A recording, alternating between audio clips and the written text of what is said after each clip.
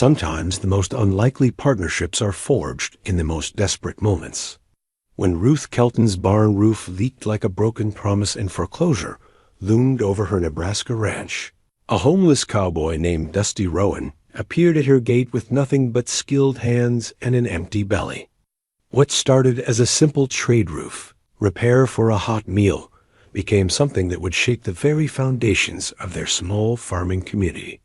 Ruth made a decision that stunned everyone. She offered this drifter a full partnership in her struggling ranch, splitting the profits 50-50 if they could save her land together. The townsfolk called her foolish, whispered about scandal, and predicted disaster. But as autumn turned to winter, and the unlikely pair worked side by side, mending fences and herding cattle, something beautiful began to emerge from their shared struggle.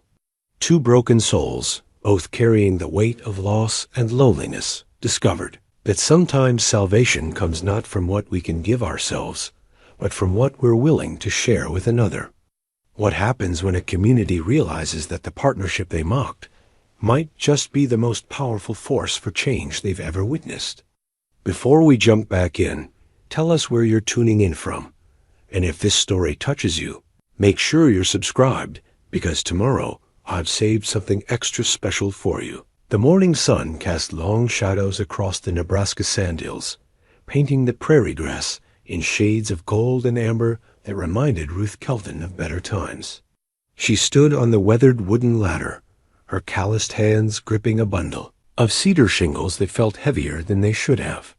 Above her, the barn roof gaped like an open wound, revealing patches of sky through holes that had grown larger with each passing storm. The autumn rain of 1888 had been merciless, and what had once been her late husband's pride, a sturdy barn that could weather any tempest, now leaked like a sieve. Ruth paused in her work, wiping sweat from her brow with the back of her sleeve. At 42, she had the lean strength of a woman who had known hard work all her life, but her body protested the unfamiliar demands of roofing. Her hands, more accustomed to kneading bread and tending gardens, ached from gripping the hammer. Below her, the barn's interior bore the stains of countless leaks, and she could smell the musty dampness that threatened to ruin what little hay she had managed to harvest. The ranch stretched out before her in rolling waves of prairie grass, punctuated by clusters of cottonwood trees that marked the meandering path of Sand Creek. It was beautiful land-rich soil that could support cattle and crops alike, but beauty didn't pay the taxes that were piling up like autumn leaves. Since Thomas had died of pneumonia the previous winter, Ruth had discovered just how much of their financial dealings he had kept to himself. The books told a story she hadn't known: mounting debts, missed payments, and creditors who had been patient only out of respect for her husband's memory. Inside the house, Thomas's tool chest sat on the kitchen table where she had dragged it that morning. The mahogany box was worn smooth by his hands, and each tool inside bore the marks of decades of use. She had been trying to learn their purposes through trial and error, but roofing required skills that couldn't be mastered overnight. The hammer felt clumsy in her grip, and she had already bent 2 nails trying to secure the shingles properly. The isolation pressed down on her as heavily as the Nebraska sky. Their nearest neighbors, the Hendersons, lived 3 miles to the east, and while they were kind enough, Ruth sensed their discomfort around her widowhood. Women alone were an anomaly in this country, a reminder of mortality that made families uneasy.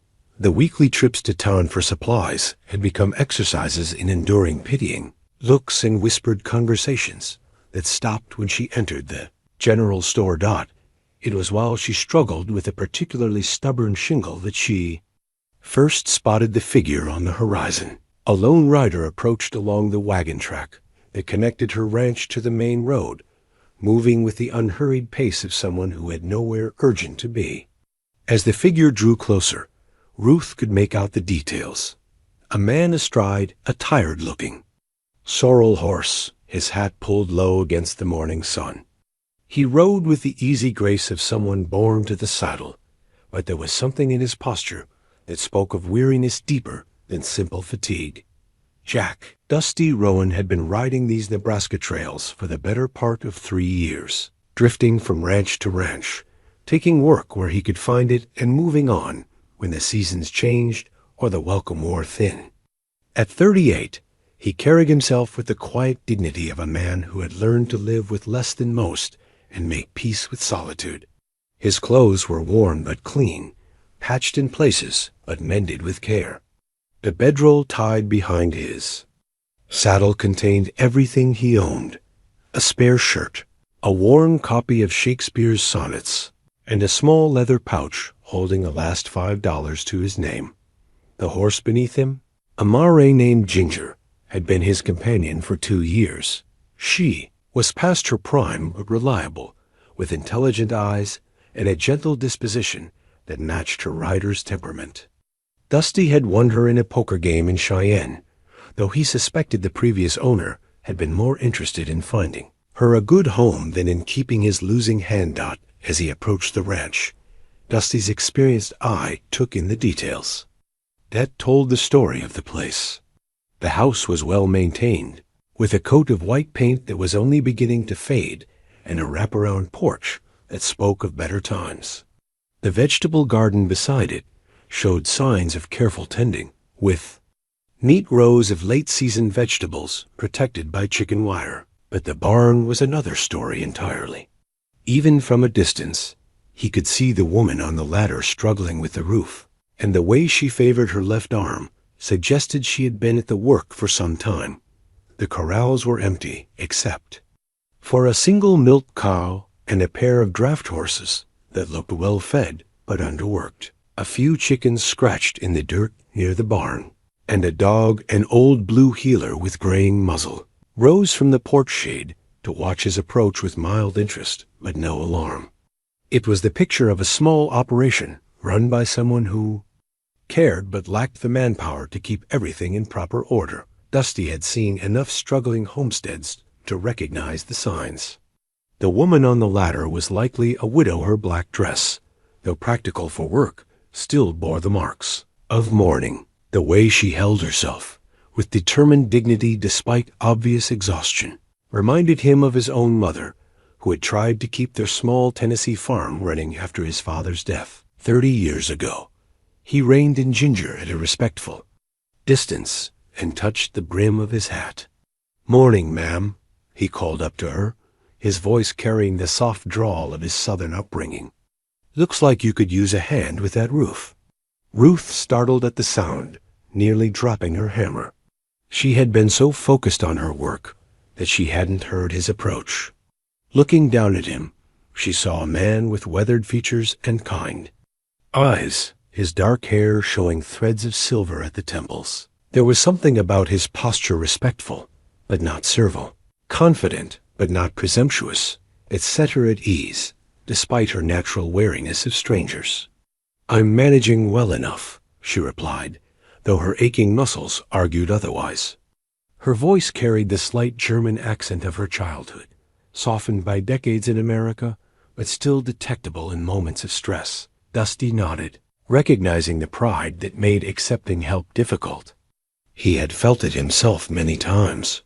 "Yes, ma'am, I can see that. But I've done my share of roofing, and I notice you're fighting that southeast corner there. Tricky spot needs to be sealed just right, or the winter winds will find their way through."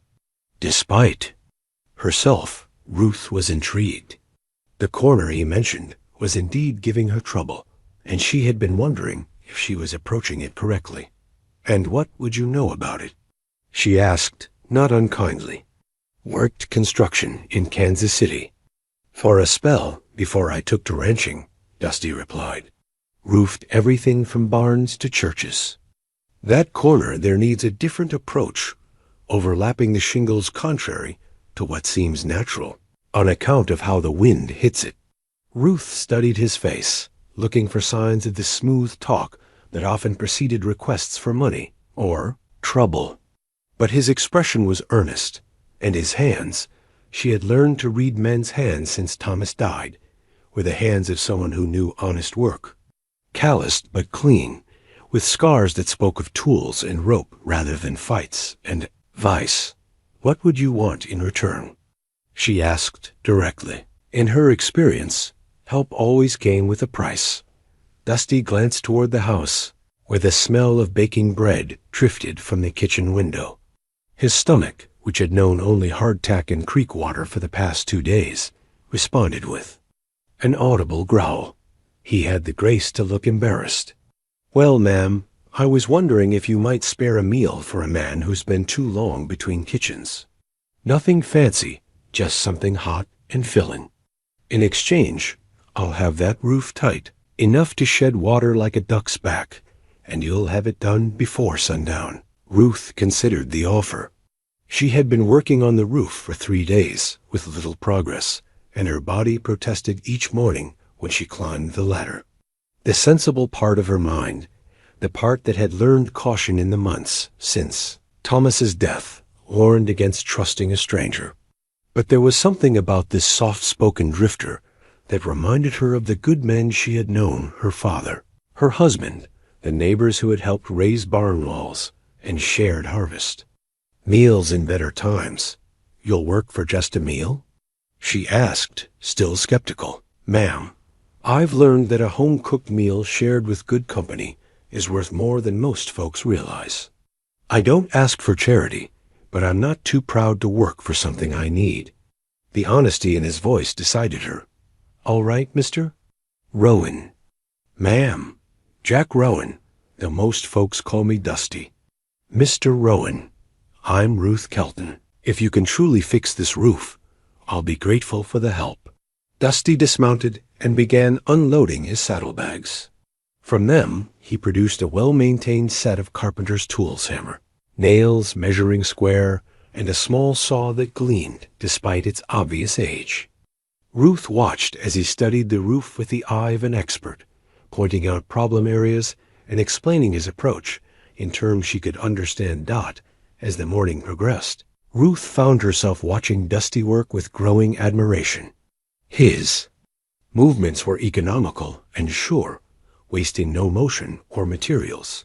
He worked steadily, but not frantically, taking time to do each task properly rather than rushing toward completion. When he encountered problems, a rotten board that needed replacing, a section where the previous repair had been poorly done, he consulted with her before proceeding, treating her as the owner of the property rather than an inconvenience to. B worked around by midday. The difference was remarkable. The holes that had plagued Ruth for weeks were sealed, and the entire southeast corner had been rebuilt with an attention to detail that would ensure it lasted for years. Dusty worked through the heat of the afternoon, pausing only to water his horse and accept the glass of cool well water that Ruth brought him.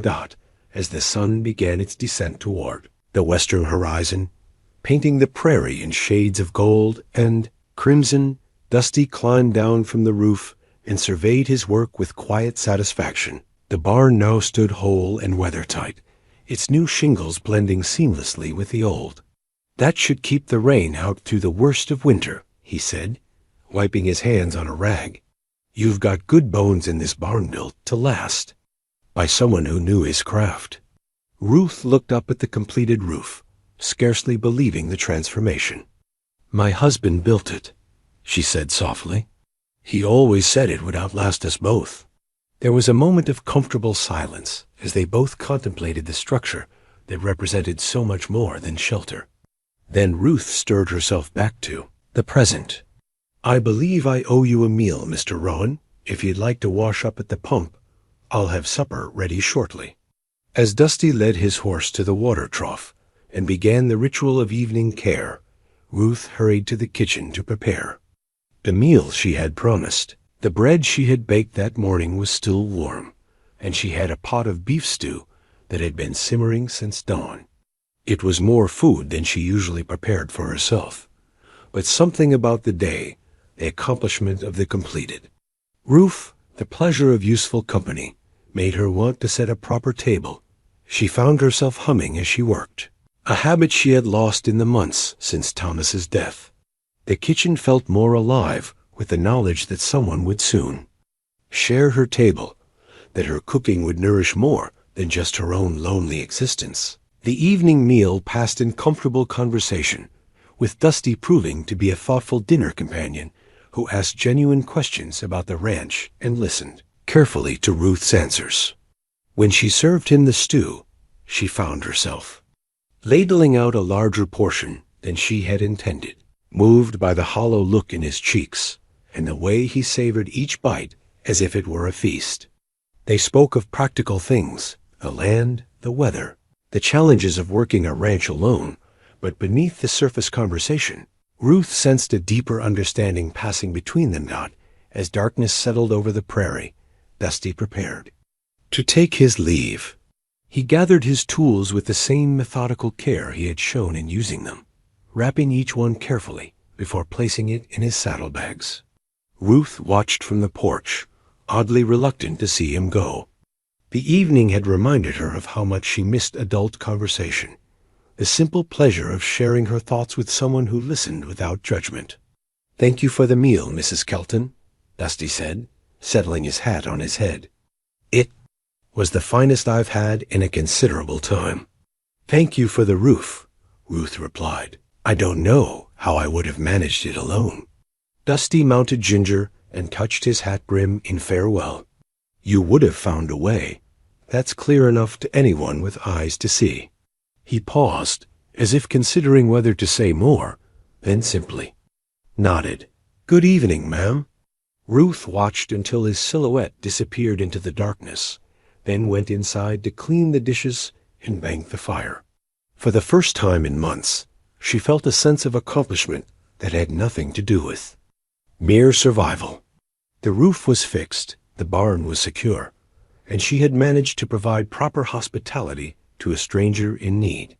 It was a small victory, but it felt significant in ways she couldn't quite articulate. She slept better that night than she had in weeks, lulled by the absence of the familiar drip, drip, drip that had marked every rainstorm since spring. The next morning dawned clear and bright, with the crisp edge that promised an early winter. Ruth was feeding the chickens when she heard the sound of multiple horses approaching. Looking toward the road, she saw a small group of riders coming up the trackmen she recognized from town, their faces grave with official business dotted there. Head rode Sheriff Millbrook, a decent man who had known Thomas well and had been kind to Ruth in the months since his death. Beside him rode Ezra Hutchins, the bank president, his round face set in lines of uncomfortable duty. Behind them came two other men Ruth recognized, members of the county commission who handled property auctions and tax collections. Her heart sank as she realized the purpose of their visit. She had known this day was coming, had been dreading it for weeks, but somehow the hope engendered by yesterday's small victory had made her forget, temporarily, the larger crisis that loomed over her life.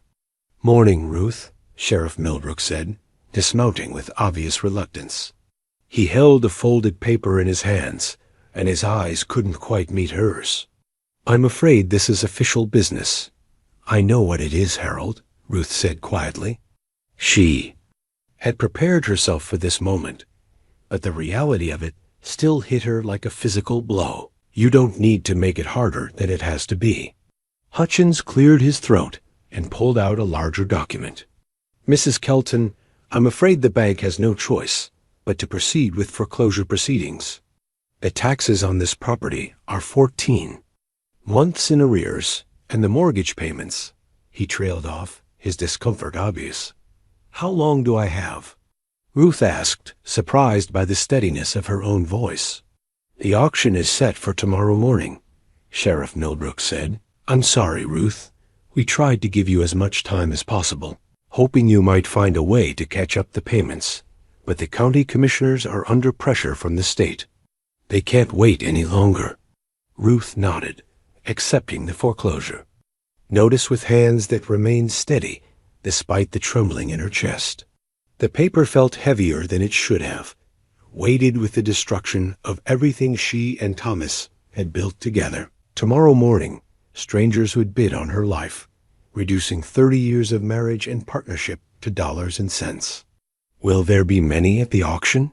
she asked, not sure why the answer mattered, but needing to know anyway. "Word has gotten around," one of the commissioners said apologetically. "There's been interest from several parties. The land is good, and the buildings are sound." After the men left, Ruth walked slowly around the property that would soon belong to someone else. A barn roof, so newly repaired, seemed to mock her with its integrity. What was the point of fixing things that would soon be taken away? She found herself in the barn, standing among the empty stalls that had once housed Thomas's cattle, sold off one by one to pay bills and buy time. Not it was there that. Dusty found her when he returned an hour later. She heard Ginger's hoofbeats and looked up to see him dismounting in the yard, a puzzled expression on his weathered face. He had seen the official visitors leaving and recognized the signs of bad news in their posture and haste. "Mrs. Kelton?" he called, his voice carrying concern. "Is everything all right?" Ruth emerged from the barn, the foreclosure notice still clutched in her hand. She had been fighting tears for the past hour, but something about Dusty's genuine worry broke through her careful composure. "They're taking the ranch," she said simply. "Tomorrow morning. Auction for back taxes." Dusty's face darkened with understanding and sympathy. He had seen too many good people lose their land to hard times and heartless creditors. "How much do you owe?" "More than I can raise in a lifetime," Ruth replied with bitter honesty. $1,400 in taxes, plus the mortgage balance. Thomas was optimistic about our finances. He borrowed against future harvests that never came, made improvements we couldn't afford. I didn't know how bad it was until after he died. Dusty was quiet for a long moment, his eyes moving over the ranch with the assessing gaze of someone who understood land and its value. "It's a good spread," he said finally. "Rich soil, good water, well positioned for cattle or crops. In better times, it would be worth 3 times what you owe." "But these aren't better times," Ruth said. "And I'm just one woman trying to work land that needs half a dozen hands." Dusty nodded slowly, then walked over to the barn and examined something that had caught his attention the day before. Behind the structure, partially hidden by overgrown weeds, was a stack of lumber that had been carefully covered and protected from the weather. He pulled back the tarpaulin and whistled softly. Double quotes, "Mrs. Kelton, did you know about this timber?" Ruth followed him and looked at the stack with new eyes. Thomas was always collecting wood for projects he planned to tackle someday. I'd forgotten it was there. Dusty ran his hands over the planks, testing their condition and estimating their value. "This is prime lumber oak and pine, seasoned and ready for use. There's enough here to build a dozen sections of good fence, maybe more. And over there," he pointed to another covered pile, "those are fence posts, cut and treated. Your husband was planning something big." "He talked about expanding the cattle operation," Ruth said slowly. "Fencing the north pasture and running more head. But he died before he could start the work." "The materials are here," Dusty said, excitement creeping into his voice. "The land is good, the water is reliable, and the buildings are sound. What this place needs is hands to work it and someone with the knowledge to manage cattle."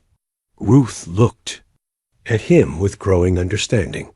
"You're talking about working the ranch, not just selling it." "I'm talking about saving it," Dusty replied. "If someone could get cattle on this land good breeding stock and fence the pastures properly, this place could turn a profit within 2 seasons. Enough profit to pay the taxes and start paying down the mortgage." "Someone," Ruth repeated. "But not me. I don't know the first thing about cattle ranching on that scale, but I do," Dusty said quietly. "I've worked cattle from Texas to Montana. I know breeding, grazing, marketing, everything it takes to run a successful operation. What I don't have is land or capital to start with." Ruth stared at him, beginning to understand the audacious idea that was forming in his mind. "You're suggesting a partnership?" "I'm suggesting we save your ranch together," Dusty said. You have the land and the materials. I have the knowledge and the willingness to work. If we can convince the creditors to give us a chance, we might be able to turn this place around. But how? The auction is tomorrow morning. By noon, this place will belong to someone else. Dusty was quiet for a moment, thinking hard. Then his face cleared with sudden resolution. What if we made the winning bid ourselves? With what money?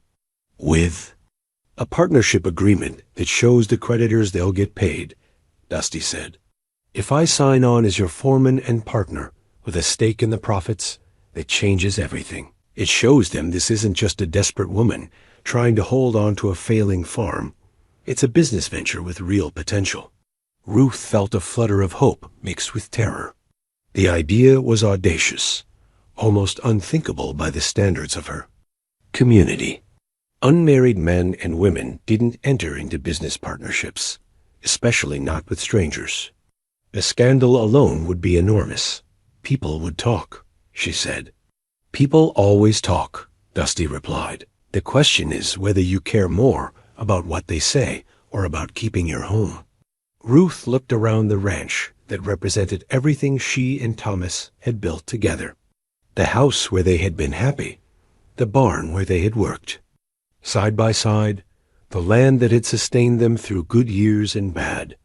Tomorrow, it would all be gone unless she found the courage to take a desperate gamble on a man she had known for exactly one day. What would you want in return? She asked. A fair share of the profits and a roof over my head, Dusty said. Nothing more than I'd earn working for wages, but with a stake in the success of the operation. Ruth took a deep breath, feeling as if she stood on the edge of a cliff with no choice but to jump or fall. If we do this, it has to be a real partnership. Equal say in decisions, equal responsibility for the work. Agreed, Dusty said. Extending his hand out, Ruth looked at the offered handshake, knowing that accepting it would change her life irrevocably. She thought of Thomas, of the dreams they had shared for this land, of the life they had built with their own hands and stubborn determination. Then she thought of losing it all to strangers who would never understand what it meant. She took Dusty's hand in her own, sealing the most important bargain of her life. The dawn of auction day broke gray and uncertain, with clouds gathering on the western horizon like harbingers of the storm to come. Ruth had barely slept, her mind churning with doubts about the decision she had made. In the harsh light of morning, the partnership with a near stranger seemed less like salvation and more like the desperate act of a woman with no other choices. Dusty arrived before sunrise, leading his horse and carrying himself with the quiet confidence of a man who had made peace with his decision overnight. He found Ruth in the kitchen, staring at a cup of coffee that had long since grown cold. Having second thoughts? He asked gently, settling into the chair across from her. Third and fourth thoughts, Ruth admitted. Dusty, we barely know each other. What if this whole idea is madness? It might be, he said honestly. But sometimes madness is the only sane response to impossible circumstances. The question isn't whether it's risky. It's whether you're willing to fight for what's yours. They rode to town together in Ruth's wagon, the foreclosure notice and their hastily written partnership agreement carefully folded in her reticule. The document was simple little more than a statement of intent, signed by both parties, but it represented their only hope of convincing the creditors to postpone the sale. The auction was to be held on the steps of the county courthouse, and by the time they arrived, a small crowd had already gathered. Ruth recognized most of the faces, neighboring ranchers looking for additional grazing land, a few speculators from back east who had been buying up distressed properties, and the inevitable collection of curiosity seekers drawn by the drama of financial ruin. Sheriff Millbrook stood near the courthouse steps, holding the official documents that would transfer ownership of Ruth's life to the highest bidder. He looked up as they approached, his expression shifting from surprise to confusion as he noticed Dusty at Ruth's side. "Ruth," he said carefully, "I didn't expect to see you here." "This is still my ranch until the gavel falls," Ruth replied, her voice steadier than she felt. "I have the right to be present." The sheriff's eyes moved to Dusty, taking in his worn but respectable clothing and the way he carried himself with quiet dignity. "And you are?" "Jack Rowan," Dusty said, offering his hand. "Mrs. Kelton's business partner." The words hit the assembled crowd like a thunderclap. Conversation stopped mid-sentence, and heads turned to stare at the unlikely pair. Ruth felt the weight of their scrutiny, but forced herself to stand straight and meet their gazes without flinching. "Business partner?" Ezra Hutchins pushed through the crowd, his face flushed with indignation. "Ruth, what is the meaning of this?" Ruth pulled out their partnership agreement and handed it to the banker with hands that trembled only slightly. "Mr. Rowan and I have entered into a formal partnership to operate the ranch. He brings experience in cattle management, and I retain ownership of the land and buildings. We're proposing to restructure the debt and pay it off through ranch operations over the next 3 years. Hutchins scanned the document quickly, his frown deepening with each line. "This is highly irregular, Ruth. You can't simply invent a business partnership to avoid paying your debts." "I'm not avoiding anything," Ruth said firmly. "I'm proposing a way to pay everything I owe while keeping the ranch operational. Surely, that's better for everyone than selling to the highest bidder and hoping they can make the land productive."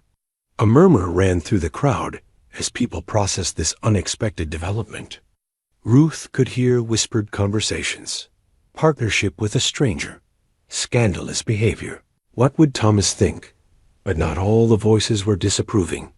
John Henderson, her nearest neighbor, stepped forward with a thoughtful expression. "Ruth, is this man qualified to manage cattle operations?" Dusty answered for himself. "I've worked ranches from the Brazos to the Yellowstone. Mr. Henderson, 15 years managing herds ranging from 50 head to over 1,000. I can provide references if needed." "What's your plan?" asked another voice from the crowd. It was Samuel Morrison, an older rancher who had known Thomas well and had always treated Ruth with respect. Ruth took a deep breath and began to outline the plan she and Dusty had developed during their late-night conversation. They would use Thomas's stockpiled lumber to fence the north pasture, then lease breeding cattle from other ranchers who were looking to expand their operations without acquiring more land. The profits from the cattle sales would go toward paying down the debt, with Ruth and Dusty splitting the remainder. "It's a sound plan," Morrison admitted grudgingly. "The land will support more cattle than Thomas ever ran, and having someone with experience manage the operation makes sense." He paused, studying Dusty carefully. "But partnerships like this, they're unusual." "Unusual times call for unusual solutions," Ruth replied, surprised by her own boldness. Hutchins was conferring quietly with the county commissioners, their conversation growing more heated by the moment. Finally, he turned back to address Ruth and the crowd. "Even if this partnership were legitimate," he said, "it doesn't change the fact that the taxes are still owed. How do you propose to pay $1,400 in back taxes when you couldn't manage the regular payments?" Ruth's heart sank. This was the weakness in their plan, the insurmountable obstacle that would destroy their hopes before they could begin. She felt Dusty's hand touch her arm gently, offering support, but she knew there was no answer to Hutchins's question. Then Morrison spoke up again. "Ezra, what if the community guaranteed the tax payment?" The banker stared at him in astonishment. "What are you suggesting, Samuel?" "I'm suggesting that those of us who knew Thomas Kelton and respected him might be willing to help his widow." "Save their ranch," Morrison said. "Not charity, a business arrangement. We advance the tax money in exchange for a percentage of the cattle profits until we're repaid with interest." John Henderson nodded slowly. "It could work. The land is good, and if this fellow Rowan knows cattle like he claims, there's no reason the operation shouldn't succeed." Ruth stared at her neighbors in amazement, hardly daring to believe what she was hearing. These were practical men, not given to romantic gestures or sentimental charity. If they were willing to invest their own money in her ranch, it meant they genuinely believed the plan could work. But Hutchins was shaking his head. "Gentlemen, I appreciate your desire to help, but the bank has responsibilities to its depositors. We can't simply ignore our procedures because of personal relationships." "Nobody's asking you to ignore anything," Morrison replied sharply. "We're proposing a legitimate business arrangement that ensures everyone gets paid. What more do you want?" The argument continued for several more minutes, with voices rising and tempers beginning to fray. Ruth found herself caught between hope and despair, watching her future being debated like a commodity to be bought and sold. It was Dusty who finally cut through the debate with quiet authority. "Gentlemen," he said, his voice carrying easily over the crowd, "you're arguing about money, but you're missing the real question here. Mrs. Kelton isn't asking for charity or special treatment. She's asking for the chance to work for what's hers. That's the American way, isn't it? The chance to succeed or fail based on your own efforts." His words seemed to crystallize something in the crowd's mood. These were people who had built their lives through hard work and determination, who understood the value of second chances and the importance of standing by one's neighbors. Sheriff Millbrook, who had been listening to the debate with growing discomfort, finally stepped forward. "Ezra, what if we postpone the auction for 30 days? Give Mrs. Kelton and her partner a chance to prove their plan can work. If they can make the first payment and show progress toward clearing the debt, we continue with the arrangement. If not, we proceed with the sale." It was a compromise that satisfied no one completely, but offered everyone something they could accept. Hutchins got his assurance that the debt would eventually be paid. Morrison and the other neighbors got the satisfaction of helping without taking unreasonable risks. Ruth got the chance she desperately needed. But as the crowd began to disperse and the immediate crisis passed, Ruth realized that the real work was just beginning. She had bought herself 30 days to prove that a widow and a drifter could succeed, where a husband and wife had struggled. 30 days to transform a failing farm into a profitable ranch. 30 days to justify the faith that her neighbors had placed in her and the trust she had placed in a man she barely knew. As they rode back to the ranch in the late afternoon sun, Ruth felt the weight of responsibility settling on her shoulders.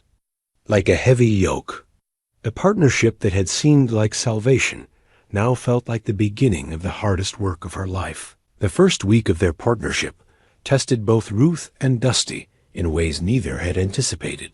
What had seemed like a straightforward plan on paper revealed itself to be a complex web of challenges that required constant adaptation and compromise. Dusty moved into the small room above the barn, a space that had once housed seasonal workers during harvest time. It was sparse but clean, with a narrow bed, a washstand, and a single window that looked out over the north pasture. The arrangement satisfied the proprieties. He was clearly an employee rather than a boarder in the main house, while providing him with shelter, and Ruth with the comfort of knowing help was always nearby. Their first task was fencing the north pasture, and it was here that the differences in their backgrounds became most apparent. Ruth approached the work with the methodical precision of someone accustomed to domestic tasks, measuring twice and cutting once, ensuring that each post was perfectly aligned with the next. Dusty worked with the efficient speed of someone who had learned to accomplish maximum results with minimum effort, his experienced eye telling him where corners could be cut without compromising the integrity of the work. "Mrs. Kelton," he said on the third morning, watching her struggle to dig a post hole to the exact depth specified in Thomas's old farming manual, "sometimes good enough is better than perfect. This fence needs to contain cattle, not win a county. Fair competition." Ruth straightened, wiping sweat from her forehead with the back of her hand.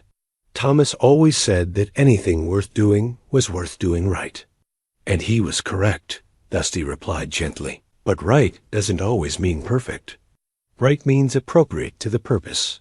These posts will hold the fence, and the fence will hold the cattle. That's what matters. It was a small disagreement, but it highlighted the fundamental difference in their approaches to work and life. Ruth had learned to find security in precision and order, while Dusty had learned to find success in adaptability and efficiency. Neither approach was wrong, but they would need to find a middle ground if their partnership was to succeed. The physical demands of the work were equally challenging. Ruth's hands, soft from months of lighter domestic duties, quickly developed blisters and calluses. Her back ached from lifting fence posts, and her shoulders burned from wielding the heavy post-hole digger. But she persisted, driven by the knowledge that her home depended on her ability to match Dusty's work pace. Dusty, for his part, found himself adjusting his usual lone wolf approach to accommodate a partner. He was accustomed to making decisions quickly and implementing them immediately, but now he had to consult with Ruth, explain his reasoning, and sometimes accept her suggestions even when they differed from his instincts. "We need to talk about the cattle," he said one evening as they sat on the porch after another long day of fencing. "Morrison and Henderson have agreed to lease us breeding stock, but we need to decide how many head to start with." Ruth pulled out the ledger book she had been using to track their expenses and progress. Since taking on the partnership, she had become meticulous about recording every detail of their operation, partly from necessity and partly from a need to feel in control of something in her rapidly changing life. "We can afford to lease 20 head," she said, running her finger down the columns of figures. "That gives us a cushion for unexpected expenses and still leaves enough for the first payment to the bank." Dusty shook his head. 20 head won't generate enough profit to make this work. We need at least 40, preferably 50. But if something goes wrong, if we lose cattle to disease or predators, we'll be ruined. If we don't take enough cattle to make a real profit, we'll be ruined anyway," Dusty countered. "Ruth, this isn't a time for safe choices. We need to succeed, not just survive." The discussion continued for over an hour, with Ruth's natural caution clashing against Dusty's calculated boldness. Finally, they reached a compromise: 30 head to start, with the option to add more if the initial group prospered. It was during these evening conversations that Ruth began to understand the man she had chosen as her partner. Dusty spoke little about his past, but small details emerged in their discussions: a childhood on a Tennessee farm, parents who had died when he was barely grown, a brief and unhappy marriage that had ended in tragedy. He had been drifting ever since, working when he could find it, moving on when circumstances or inclination dictated. "Why did you agree to this partnership?" Ruth asked one evening, the question that had been troubling her since their first handshake. Dusty was quiet for a long moment, his eyes fixed on the distant horizon where the last light of day was fading into darkness. "I suppose I got tired of moving on," he said finally. "Tired of having nothing to show for my work except the money in my pocket. This partnership, it's a chance to build something instead of just surviving day to day." Ruth nodded, understanding more than he perhaps realized. "I know what you mean. Since Thomas died, I felt like I was just marking time, trying to hold on to the past instead of building a future. And now?" Dusty asked. Ruth looked around the ranch, at the half-completed fence, the repaired barn, the signs of their hard work everywhere she looked. "Now I feel like I'm living again instead of just existing." The confession surprised her with its honesty. Somewhere in the exhausting days of physical labor and the challenging negotiations of their partnership, she had rediscovered the satisfaction of meaningful work. Her hands might be rough and her back might ache, but she felt more alive than she had in months. Their progress was measured not just in completed fence sections, but in the small accommodations they made to each other's work styles and living habits. Ruth learned to trust Dusty's experience and judgment, while Dusty learned to appreciate Ruth's attention to detail and long-term planning. They developed routines that maximized their efficiency. Ruth would prepare breakfast while Dusty tended the horses. Then they would work together on the major projects, before splitting up for individual tasks in the afternoon. But the partnership faced its first real test at the end of their second week, when Samuel Morrison arrived with the first delivery of cattle. The animals were beautiful, sleek Herefords with the distinctive white faces that marked quality breeding stock. But as they unloaded from Morrison's wagon, Ruth felt a moment of panic. These were valuable animals, worth far more than anything she had ever been responsible for. If something happened to them, if they died or were stolen or simply wandered off, the financial consequences would be catastrophic. "They're magnificent," she told Morrison, trying to keep the anxiety out of her voice. "They should be," Morrison replied. "Each one of those cows is worth more than most people make in a year.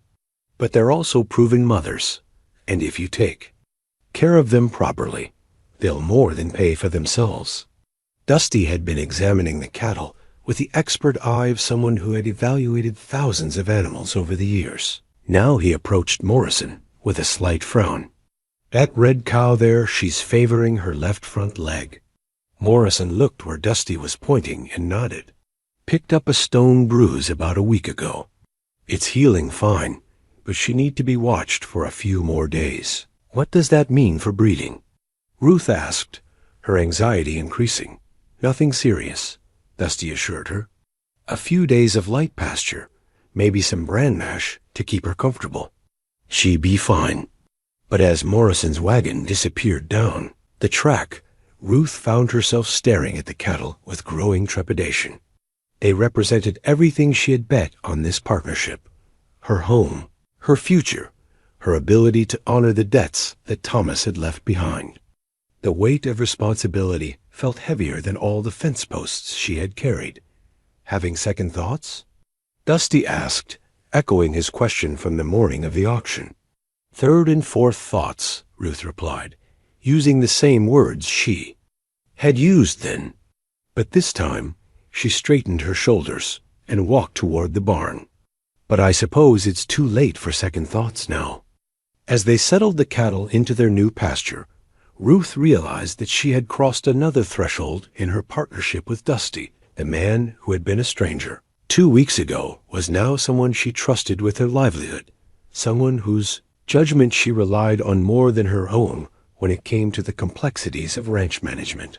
The wedding ring on her finger, Thomas's ring, which she had worn faithfully since his death, suddenly felt loose and unfamiliar. Not because she had forgotten her husband or stopped loving his memory, but because she was no longer the same woman who had put it on. The partnership had changed her, forcing her to discover strengths she hadn't known she possessed, and to trust in ways she had never imagined possible. That night, as she prepared for bed, Ruth looked at herself in the mirror and saw a woman she barely recognized. Her hands were calloused, her face was tanned from hours in the sun, and her eyes held a confidence that had been missing since Thomas's death. The reflection looking back at her was someone who could handle cattle, negotiate with bankers, and trust her future to a partnership based on mutual respect rather than romantic love. Was a sobering realization, but not an unhappy one. For the first time in months, Ruth felt like she was moving forward instead of simply holding on. October arrived with a crispness that made the morning air sharp and clean, carrying the scent of turning leaves and the promise of winter's approach. The north pasture was now completely fenced, and the 30 head of cattle had settled into their new home with the contentment of animals well cared for. Ruth and Dusty had fallen into a comfortable working rhythm, their initial awkwardness replaced by the efficient coordination of partners who understood each other's strengths and limitations. But their success had not gone unnoticed in the community, and not all the attention was favorable. The first sign of trouble came when Ruth made her weekly trip to town for supplies. She had grown accustomed to the whispered conversations that stopped when she approached, the sideways glances and barely concealed speculation about her living arrangements. Most of it she could ignore, but the encounter at Morrison's General store tested her patience in ways she hadn't expected. "Ruth Kelton," said Mabel Hutchins, the banker's wife, in a voice that carried clearly across the store. "I hear you're making quite a success of your arrangement." Ruth set down the bag of flour she had been examining and turned to face the older woman. Mabel was flanked by two other ladies from the church auxiliary, their expressions ranging from disapproving to openly hostile. "If you mean the ranch, yes, we're making progress," Ruth replied evenly. "Progress," Mabel repeated, her voice dripping with innuendo. "Is that what you call it? A widow living alone with a strange man. No proper supervision, carrying on like married folks, without the benefit of marriage." Ruth felt heat rise in her cheeks, but she forced herself to remain calm. "Mr. Rowan lives in the barn loft, Mrs. Hutchins. Our arrangement is purely business, as anyone with eyes can see." "Business," sniffed one of the other women. "Thomas Kelton would be spinning in his grave if he knew what his wife was up to with that drifter." The comment hit Ruth like a physical blow, but before she could respond, another voice cut through the tension.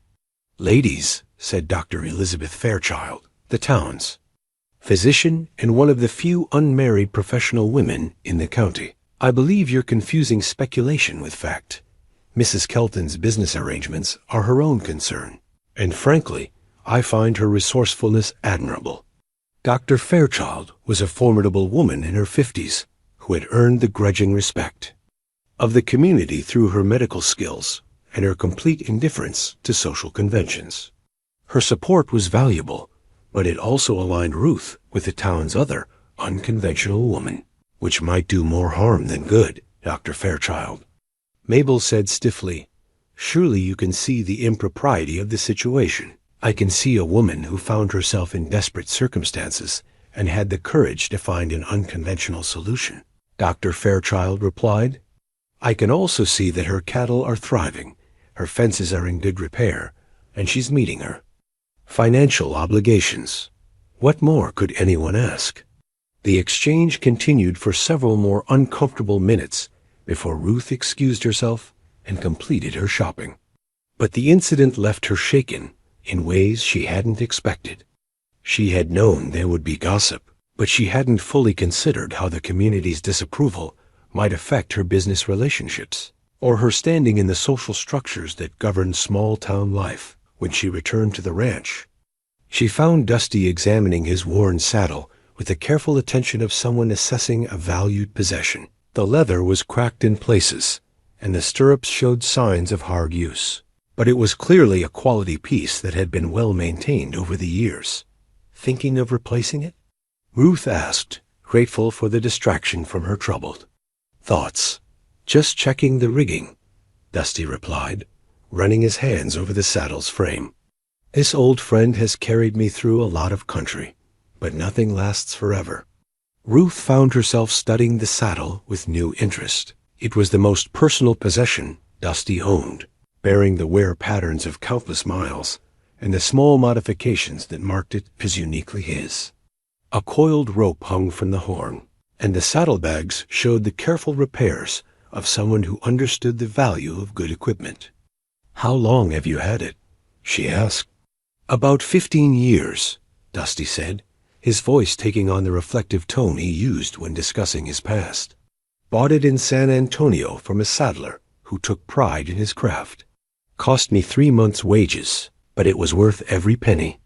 Ruth could see the attachment in the way he handled the leather, the unconscious gentleness of someone caring for a trusted companion. It reminded her of the way Thomas had treated his favorite tools, with the respect born of shared experience and mutual dependence. "It served you well," she observed. "That it has," Dusty agreed. "Carried me through good times and bad. Never let me down." He paused, then looked at her with an expression she couldn't quite read.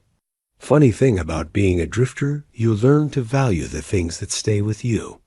There was something in his tone that suggested he wasn't just talking about the saddle, but Ruth wasn't sure how to respond to the implied meaning. Their partnership had been built on practical necessity rather than emotional connection. But she was beginning to realize that the boundaries between business and personal were harder to maintain than she had anticipated. Their conversation was interrupted by the arrival of John Henderson, who rode up with the urgency of someone bearing important news. His face was grave as he dismounted, and Ruth felt her stomach tighten with apprehension. "Ruth, Dusty," Henderson said without preamble, "we need to talk. There's been some trouble in town." Ruth's heart sank as she remembered her encounter at the general store. What kind of trouble? "The kind that comes from small minds and big mouths," Henderson replied grimly. "Ezra Hutchins has been talking to the county commissioners about your arrangement here. He's claiming that the partnership is a sham, that you're living in sin and using it as an excuse to avoid paying your debts." Dusty's face darkened with anger. "That's a serious accusation." "It gets worse," Henderson continued. "He's got some of the church folks stirred up, claiming that the community shouldn't be supporting immoral behavior.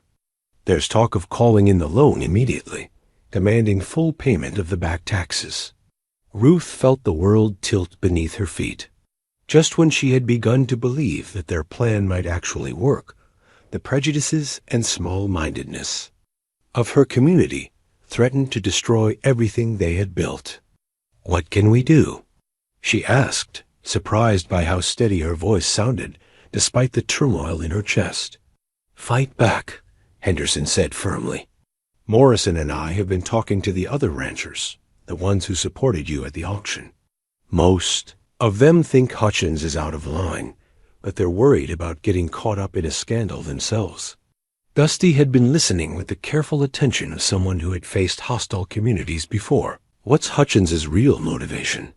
he asked. "This isn't just about moral outrage." Henderson nodded approvingly at the question. "Smart man. You're right. There's more to it. Word is that Hutchins has been quietly assembling investors who want to buy up distressed ranch land for development. Your success threatens their plans?" The revelation hit Ruth like a physical blow. Her struggles weren't just about debt and taxes. They were about powerful men who saw her land as an opportunity for profit. The partnership that had seemed like salvation was now a target for those who preferred weakness and failure to unconventional success. "So what do we do?" Ruth asked again, this time with steel in her voice. "We prove them wrong," Dusty said quietly. "We show the community that our partnership is exactly what we said. It was a legitimate business arrangement that benefits everyone involved." "How do we do that?" Henderson smiled for the first time since his arrival. "By succeeding so spectacularly that even Hutchins can't deny the results.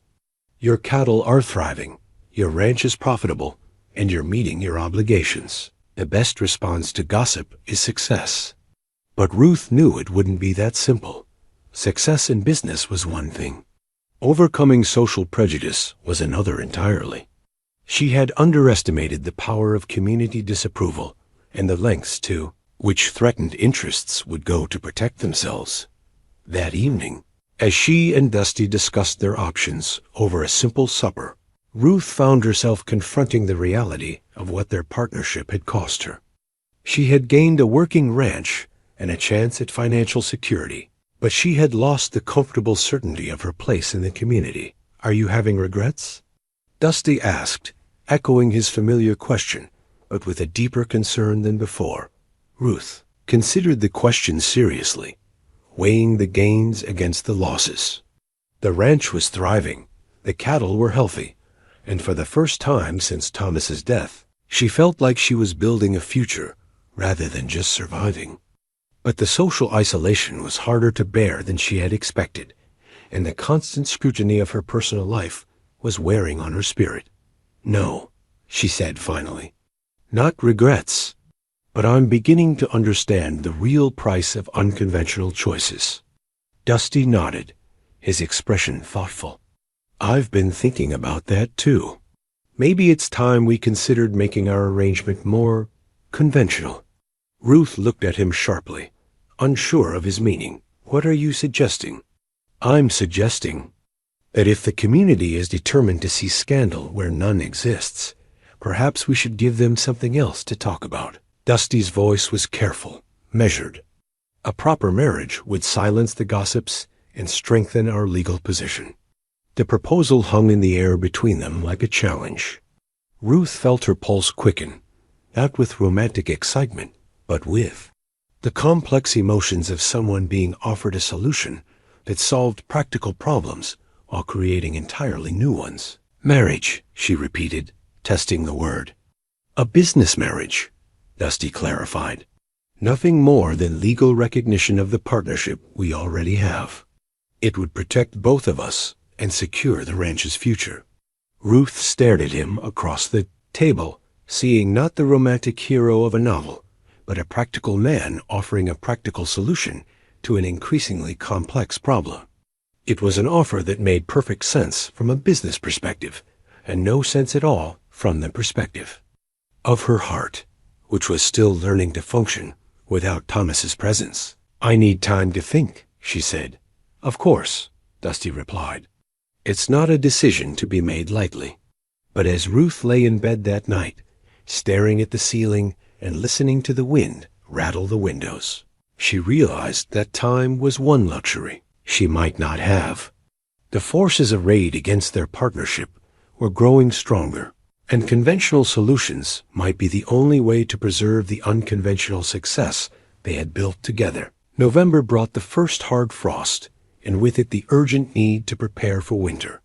The cattle required additional shelter and feed. The barn needed reinforcement against the coming storms. And Ruth found herself working alongside Dusty, with an intensity that left little time for contemplating the marriage proposal that hung between them like an unresolved chord. Their days began before dawn and extended well past sunset, lit by kerosene lamps that cast long shadows across the barn as they worked to secure bales of hay and check the cattle for signs of cold stress. The physical demands of ranch work had transformed Ruth's body. Her shoulders were broader, her hands permanently stained with work, and her posture carried the confident bearing of someone who knew her own capabilities. It was during one of these evening work sessions that Ruth first became aware of how the nature of their partnership was shifting. They moved around each other with an unconscious coordination that spoke of deep familiarity, anticipating each other's needs and compensating for each other's limitations without discussion. When Dusty reached for a tool, Ruth was already handing it to him. When she struggled with a heavy bale, he was there to help without being asked. "We work well together," she observed one evening as they finished securing the barn against an approaching storm. "We do," Dusty agreed, his voice carrying a warmth that made Ruth's pulse quicken despite herself. "I've worked with a lot of partners over the years, but never with anyone who understood the rhythm of work the way you do." The compliment pleased her more than it should have, and Ruth found herself studying Dusty's face in the lamplight. The harsh lines that had marked him as a drifter were softening, replaced by the contentment of a man who had found his place. His shoulders were still broad and strong, but they no longer carried the tension of someone ready to move on at a moment's notice. Their conversation was interrupted by the arrival of Dr. Elizabeth Fairchild, who rode up through the gathering dusk with the urgency of someone on a medical call. Ruth's first thought was that someone in town had been injured, but the doctor's expression suggested more complex concerns. "Dr. Fairchild," Ruth called, wiping her hands on her apron as she approached. "Is everything all right?" "That depends on your definition of all right," the doctor replied grimly. "I've come to warn you about what's being planned in town." Ruth felt her stomach tighten with familiar dread. The brief respite from community pressure had apparently ended. "What kind of plans?"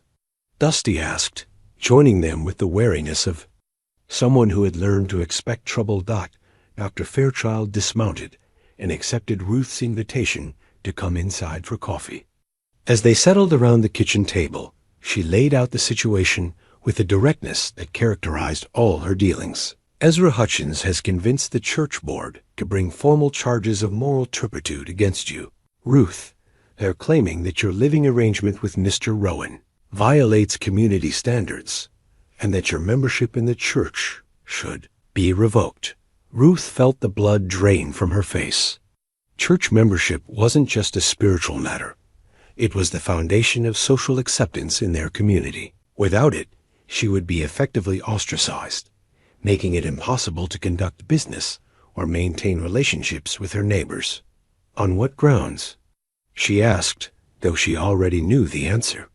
On the grounds that an unmarried man and woman living on the same property, working together daily, and conducting business as partners creates an occasion for sin. Dr. Fairchild replied with obvious distaste for the phrase. It's Victorian nonsense, but it carries legal weight in matters of business licensing and property ownership. Dusty's face had darkened with anger. What they're really saying is that a woman can't be trusted to make her own decisions about her life and livelihood. Exactly, Dr. Fairchild agreed. But that doesn't make their actions any less dangerous to your position here. Ruth found herself thinking of the handwritten ranch ledger that documented their success. Page after page of careful records showing profitable operations, timely payments, and growing assets. None of that would matter if the community decided to make her a pariah. What are our options? She asked Dr. Fairchild, hesitated, clearly uncomfortable with what she was about to suggest. The most obvious solution would be marriage. A legal union would silence the gossips and protect your business interests. Ruth glanced at Dusty, remembering his proposal from the previous week. His expression was carefully neutral, but she could see the tension in his jaw that suggested he was thinking the same thoughts. But marriage shouldn't be entered into lightly, Dr. Fairchild continued, especially a marriage of convenience. There are other considerations, emotional, practical, and legal, that need to be weighed carefully. What other options do we have? Dusty asked. You could dissolve the partnership, Dr. Fairchild said reluctantly. Mr. Rowan could move on, and Mrs. Kelton could hire a conventional foreman with proper living arrangements. The suggestion hung in the air, like a death sentence. Ruth realized with startling clarity that losing Dusty would mean losing not just a business partner, but a friend whose presence had become essential to her daily happiness. The ranch would survive, but the satisfaction she had found in their shared work would disappear. That's not acceptable, Ruth said firmly, surprising herself with the speed and certainty of her response. Dusty looked at her with an expression that might have been relief. Then we're back to the marriage option. Ruth studied his face, trying to read the emotions behind his careful mask. Is that what you want, Dusty? A marriage of convenience to protect our business interests? I want what's best for both of us, he replied carefully. But I also want you to know that if we do this, it would be more than just a business arrangement for me. The admission hung between them, changing everything and nothing. Ruth felt her heart skip in a way it hadn't since Thomas's death, but she also felt the weight of responsibility that came with someone else's emotional investment. I need to understand what you mean by that, she said quietly. Dusty was silent for a long moment, his eyes fixed on his hands. When he spoke, his voice carried the vulnerability of someone risking rejection. I mean that somewhere in these months of working together, you stopped being just a business partner to me. I've come to care about your happiness, your future, your well-being in ways that go beyond our financial arrangement. He looked up to meet her eyes. I'm not asking you to love me the way you loved Thomas. I'm asking if you could learn to care for me the way I've learned to care for you. Ruth felt tears prick her eyes, moved by the honesty and humility of his confession. Looking at Dusty across her kitchen table, she saw not the desperate drifter who had appeared at her gate, but a man who had chosen to build his life around her happiness. It wasn't the passionate romance of her youth, but it was something deeper and more sustainable, a partnership of equals, who had chosen each other with full knowledge of each other's strengths and limitations. I already do care for you, Dusty, she said softly. More than I expected to, more than I thought I could after losing Thomas. Dr. Fairchild cleared her throat gently, reminding them of her presence. If you're seriously considering marriage, there are practical matters to discuss. The ceremony would need to be public enough to satisfy the community, but private enough to feel genuine to both of you. What do you suggest? Ruth asked. A simple ceremony at the church, with enough advance notice to prevent accusations of secrecy, but not enough time for opposition to organize. Perhaps in 2 weeks' time enough for proper bans, but not enough for extended gossip. Ruth looked at Dusty, seeing her own mixture of anticipation and uncertainty reflected in his eyes. 2 weeks. 2 weeks, he agreed. Long enough to be sure, short enough to prevent interference. As Dr. Fairchild prepared to leave, she paused at the door with a final piece of advice. Marriage changes everything, even when it begins as a practical arrangement. Be prepared for that. After she left, Ruth and Dusty sat in comfortable silence, each lost in contemplation of the future they were choosing together. The storm that had been building all evening finally broke, sending rain against the windows and sheets that reminded Ruth of the leaky roof that had brought them together. Are you sure about this? Dusty asked eventually. Ruth looked around the kitchen that would soon be their kitchen, at the ranch that would soon be their ranch, at the life they had built together through hard work and mutual respect. It wasn't the future she had planned, but it was a future she could embrace with confidence and hope.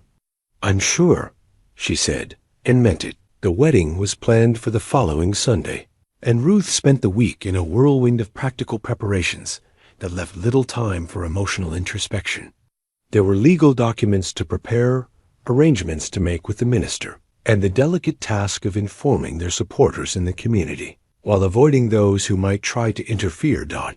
It was while searching through Thomas's papers for the original property deed that Ruth made the discovery that would change everything.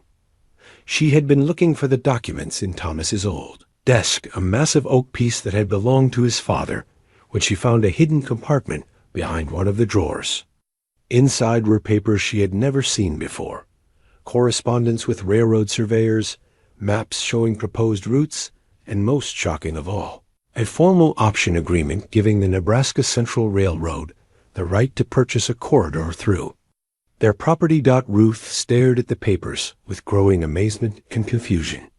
According to the documents, the railroad had been planning a spur line through their valley for over 2 years, and Thomas had negotiated an option that would have made them wealthy beyond their dreams.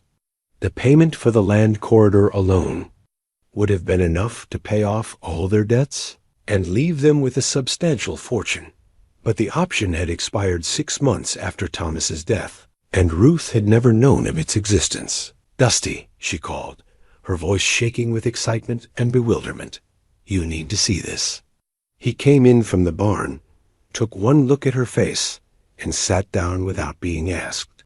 Ruth spread the papers across the kitchen table, explaining what she had found and what it meant. Why wouldn't Thomas have told me about this? She asked, studying a map that showed the proposed railroad route, running directly through their north pasture, the same pasture they had just finished fencing for cattle. Dusty examined the documents with the careful attention of someone who understood legal language. Maybe he was waiting for the right time, or maybe he was protecting you from disappointment if the deal fell through. But it didn't fall through, Ruth said, holding up a letter from the railroad company. They were ready to proceed. The option was valid until 6 months after his death, but I never knew to exercise it. The implications were staggering. If Ruth had known about the railroad option, she never would have faced foreclosure. The ranch would have been saved, the debts would have been paid, and she never would have needed to enter into partnership with Dusty. There's more, Dusty said quietly, studying another document. Look at this survey map. The railroad didn't just want a corridor through your property. They wanted to establish a depot here. This valley was going to be a major stop on their western expansion. Ruth felt dizzy with the magnitude of what she was learning. A depot would mean a town, businesses, homes, commerce. Our little ranch would have been at the center of a growing community. Would have been, Dusty repeated. But the option expired. The railroad moved on to other routes. Ruth sank into her chair, overwhelmed by the revelation. All of this, the foreclosure, the partnership, the community opposition, none of it would have been necessary if I had just known about these papers. Dusty was quiet for a long moment, studying her face with an expression she couldn't read. Are you saying you regret the choices we made? The question caught Ruth off guard. She looked at Dusty, at the man who had worked beside her, supported her, and chosen to build his future around hers, and realized that the answer was more complicated than she had expected. I don't know, she said honestly. Everything would have been different. I would have been wealthy, secure, independent. I wouldn't have needed to make compromises or face the community's disapproval. And you wouldn't have needed me, Dusty said quietly. The words hung between them like a challenge. Ruth realized that this was the heart of the matter, not just what she had lost by not knowing about the railroad option, but what she might have missed by not needing to take desperate chances. Before she could respond, they heard the sound of approaching horses. Looking out the window, Ruth saw a group of men riding up the track, but these weren't neighbors or local officials. They wore the clothes of professional men from the city, and their bearing suggested official business. Dusty went to meet them while Ruth hurriedly gathered the railroad documents. Her instincts told her to keep the papers hidden until she understood what these strangers wanted. The leader of the group was a well-dressed man in his 50s who introduced himself as James Morrison, no relation to their neighbor Samuel, a representative of the Nebraska Central Railroad. With him were a surveyor, a legal clerk, and another man whose purpose wasn't immediately clear. Mrs. Kelton, Morrison said, removing his hat with old-fashioned courtesy. I apologize for arriving unannounced, but we've recently become aware that there may have been a misunderstanding regarding certain property rights in this area.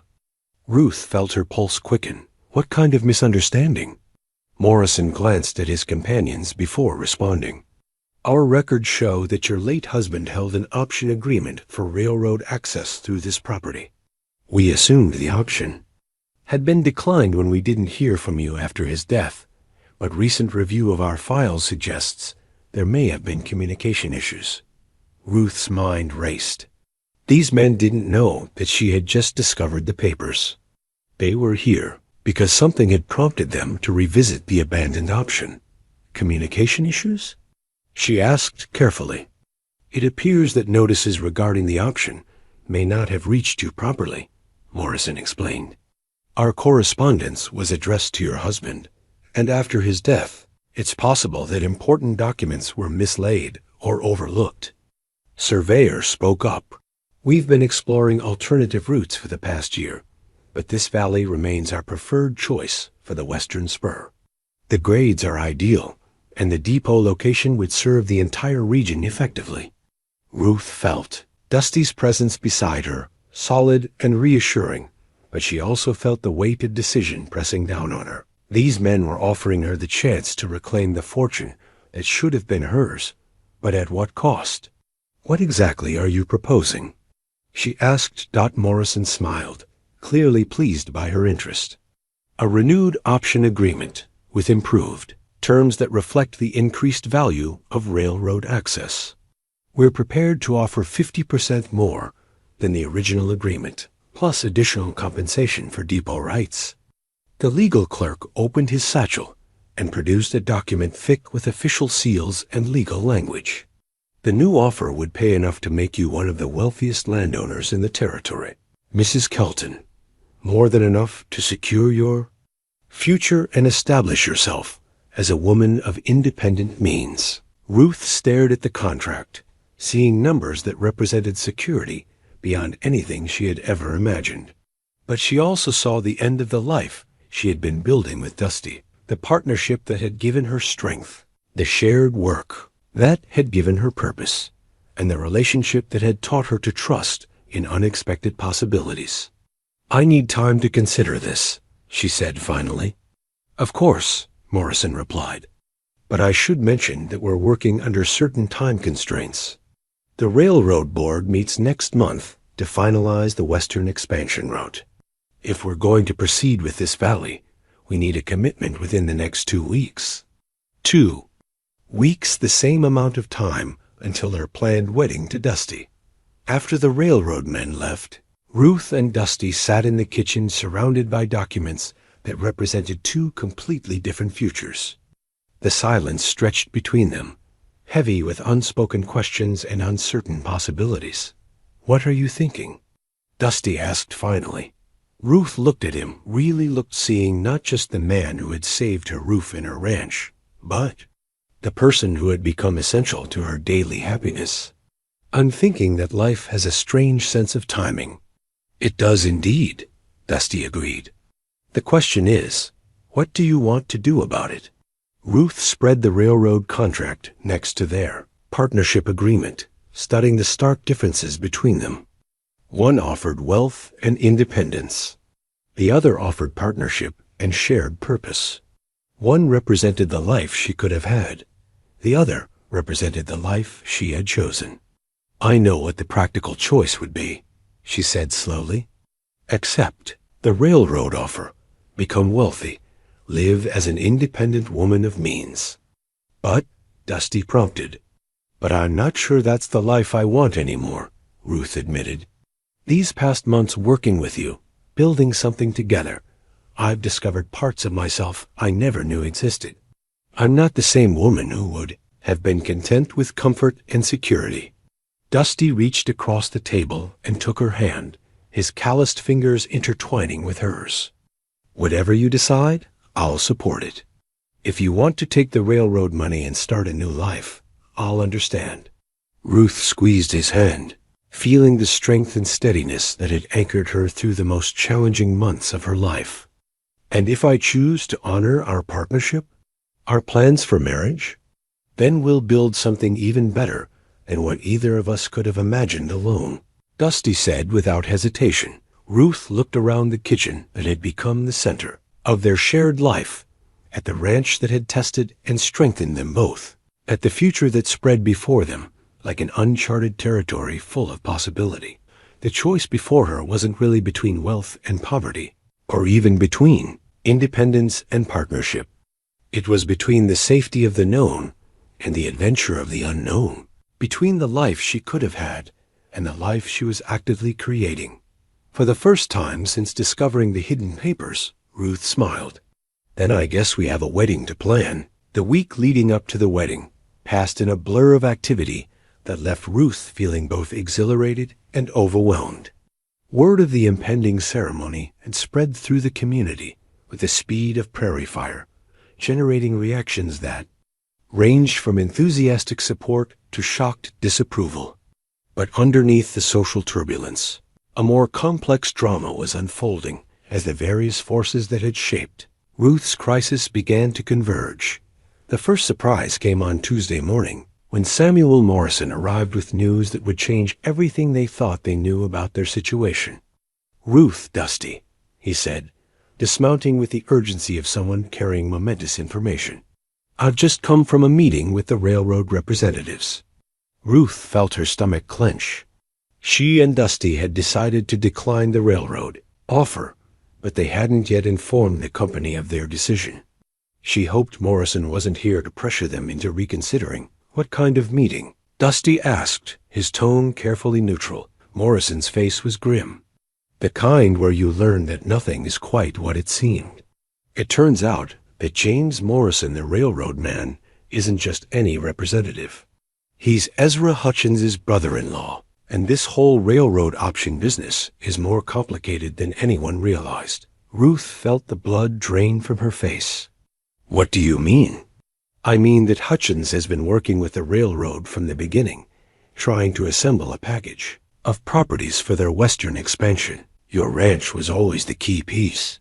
But when Thomas died, and you started facing financial difficulties, Hutchins saw an opportunity to acquire your land cheaply and then sell it to the railroad at a massive profit. The revelation hit Ruth like A physical blow. The foreclosure, the community pressure, the moral outrage about her partnership with Dusty, all of it had been orchestrated by Hutchins as part of a larger scheme to steal her property. That's why he was so determined to force the auction, Dusty said, understanding flooding his voice. He needed you to lose the ranch so he could buy it and flip it to the railroad. Morrison nodded grimly. But your partnership threw a wrench in his plans. When you started making the ranch profitable and paying your debts, he realized he needed a different approach. The moral crusade against your living arrangements was his way of trying to force you out. Ruth sank into a chair, overwhelmed by the scope of the deception. So the railroad offer we received, was that legitimate? Completely legitimate, Morrison confirmed. The railroad genuinely wants your property, and they're willing to pay top dollar for it. What they don't know is that Hutchins has been positioning himself as their local agent, taking a substantial commission on any properties he helps them acquire. But if we accept the railroad offer directly, Hutchins gets nothing, Dusty said, following the logic to its conclusion. Exactly. Which is why he's been so desperate to discredit your partnership and force you into a position where you'd have to sell to him instead. Ruth stood up abruptly, pacing to the window as she processed. The implications. Everything that had happened, every crisis, every pressure, every moment of doubt, had been manufactured by a man who saw her tragedy as his opportunity. There's more, Morrison continued. The community petition supporting your partnership. It's got more signatures than Hutchins realizes. People are beginning to understand what he's been up to, and they don't like being manipulated. Ruth turned back to face the two men, feeling a surge of determination that surprised her with its intensity. What exactly are you saying, Samuel? I'm saying that if you want to fight back, you've got support. Real support from people who believe in what you and Dusty have built here. The next few days brought a steady stream of visitors to the ranch, each carrying pieces of information that helped complete the picture of Hutchins's scheme. Dr. Elizabeth Fairchild arrived with legal documents showing that Hutchins had been quietly buying up distressed properties throughout the county. John Henderson brought copies of correspondence between Hutchins and railroad officials that revealed the extent of his commission arrangement. Even Sheriff Millbrook stopped by, his official demeanor barely concealing his anger at having been used as an unwitting tool in Hutchins's plan. The man made fools of all of us, Millbrook said, his jaw tight with suppressed rage. Used my office to legitimize his harassment. Used the law to steal from a widow. It's not right, and it's not legal. But the most significant development came on Friday evening, when Dr. Fairchild returned with a document that would shift the balance of power decisively in Ruth's favor. It's a community petition, she explained, unrolling a paper covered with signatures. Every person who signed is formally requesting that the county commissioners investigate Hutchins's business practices and consider revoking his banking license. Ruth studied the names, recognizing neighbors, customers, fellow church members, people from every level of their small community who had decided to take a stand against corruption and manipulation. How many signatures? Dusty asked. Over 200, Dr. Fairchild replied with satisfaction, including several county commissioners and 3 members of the church board. Hutchins has overplayed his hand, and people are finally seeing him for what he really is. Ruth felt a surge of emotion that was part gratitude, part vindication, and part something she couldn't quite name. These people, her neighbors, her community, had chosen to stand with her against a powerful man who had seemed untouchable just weeks before. What happens now? She asked. Now we present this petition at your wedding ceremony, Dr. Fairchild said with a slight smile. Let Hutchins and his supporters see exactly how isolated they've become. The wedding preparations took on new significance as Ruth and Dusty realized that their ceremony would be more than just a personal commitment. It would be a public declaration of the community's values and a repudiation of those who had tried to manipulate them. Ruth spent Saturday evening preparing her wedding dress, not the elaborate gown of a young bride, but a simple blue dress that reflected her practical nature and mature perspective. As she worked, she found herself thinking about the journey that had brought her to this moment. 6 months ago, she had been a desperate widow, facing the loss of everything she held dear. Now she was a successful ranch owner, about to marry a man she respected and cared for, surrounded by a community that had chosen to support her unconventional choices. Dusty spent the evening in the barn, grooming his horse and caring for his equipment with the methodical attention he gave to all important tasks. His wedding clothes were laid out in his small room above the barn, a good suit that had seen better days, but was clean and carefully mended. Like Ruth, he was reflecting on the path that had led him here, from drifting cowboy to respected rancher to soon-to-be husband of a remarkable woman. As Sunday morning dawned clear and cold, Ruth stood at her bedroom window, looking out over the ranch that had become the center of her new life. The cattle were healthy, the fences were strong, the buildings were sound. Everything spoke of success achieved through hard work and partnership. In a few hours, she would walk into the church as Mrs. Thomas Kelton's widow and walk out as Mrs. Jack Rowan's wife, not because she had to, but because she had chosen to. The church was fuller than it had been for any service in recent memory. Word of the petition and the Hutchins scandal had spread throughout the county, drawing people who wanted to witness what many saw as a test of their community's character. Ruth was surprised to see faces she didn't recognize: ranchers from neighboring counties, business people from the county seat, even a few railroad officials who had apparently come to assess the situation for themselves. As Ruth walked down the aisle in her simple blue dress, carrying a bouquet of late-season wildflowers that Dusty had picked for her that morning, she felt the weight of history settling around her. This ceremony wasn't just about two people choosing each other.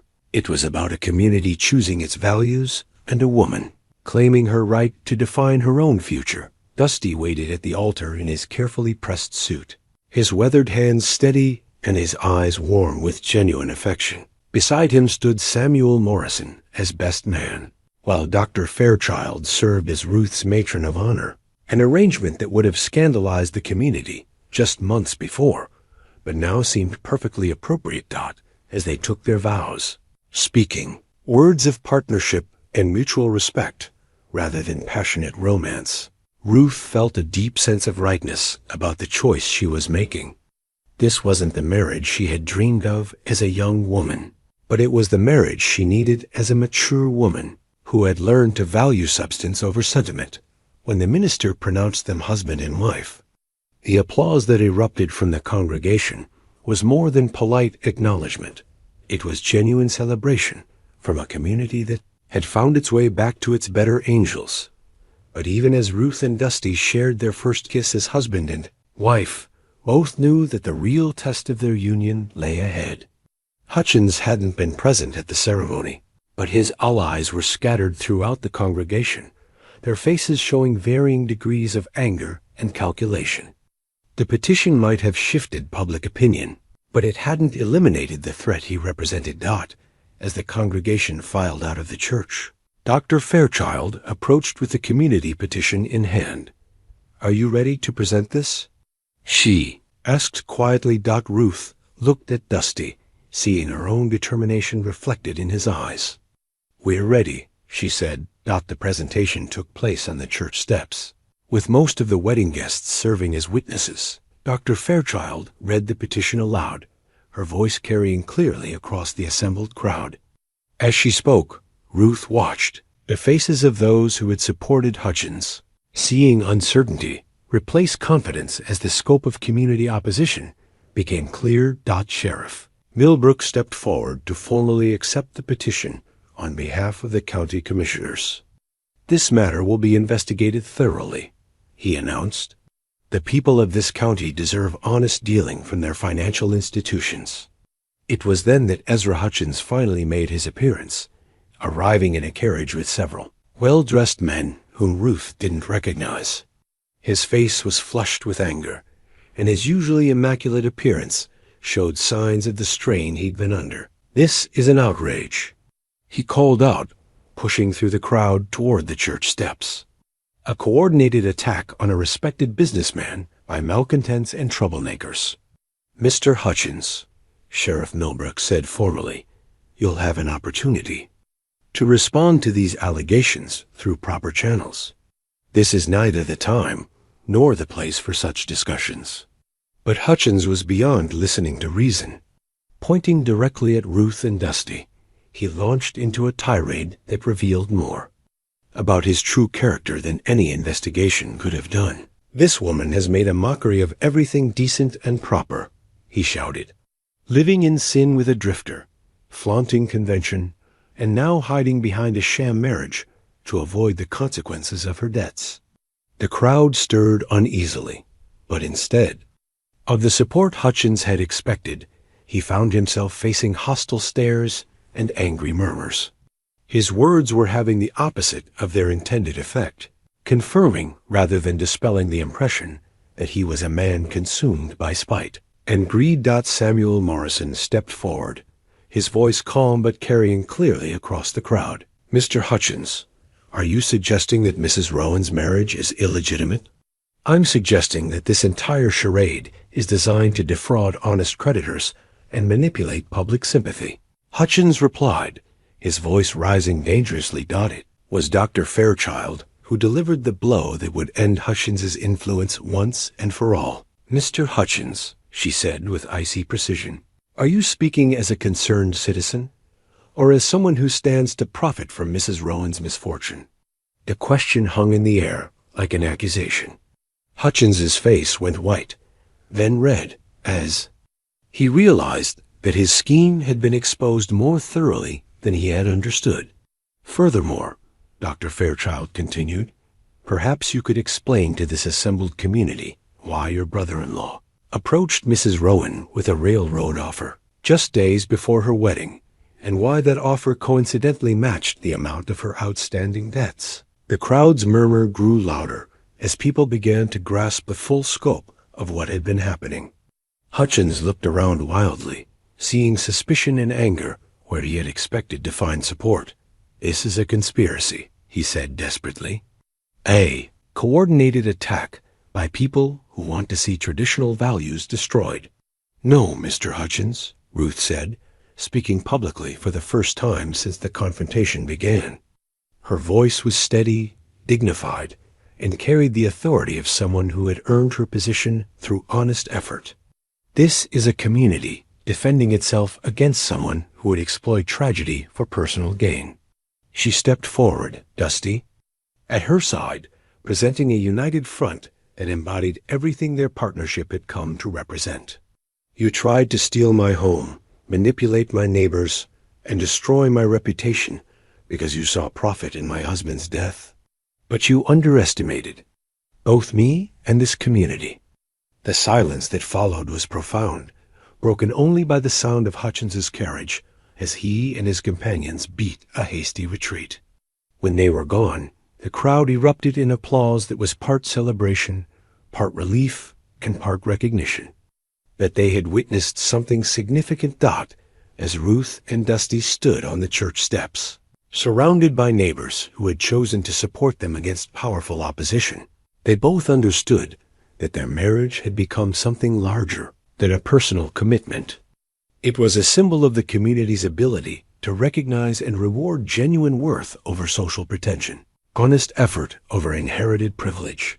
The wedding reception that followed was held in the church hall, with food contributed by dozens of families and an atmosphere of genuine celebration that lasted well into the evening.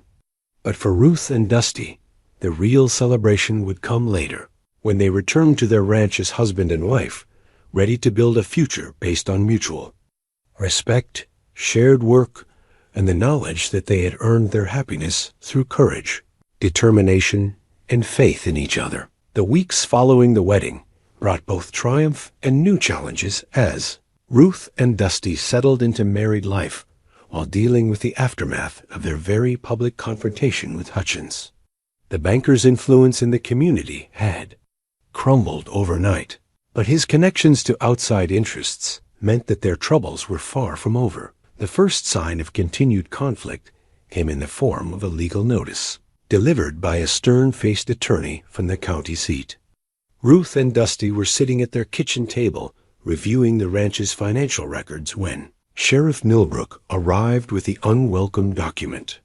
"I'm sorry to bring this to you folks," Millbrook said, his expression apologetic, "but Hutchins has filed a formal challenge to your marriage, claiming fraud and requesting an injunction against any further business transactions until the matter is resolved."